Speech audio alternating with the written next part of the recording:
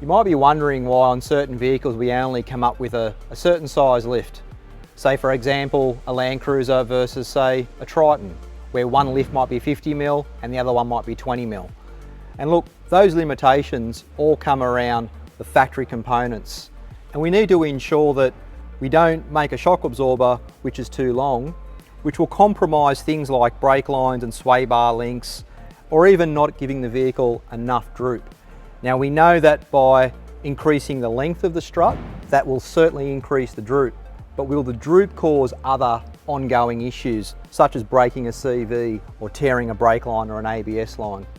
What we have here is an Isuzu D-Max, and it's basically got a lower bump stop here which takes care of compression stroke, and the strut takes care of the full droop stroke. And those two need to work together to ensure that we don't compromise the things that we've just touched on earlier.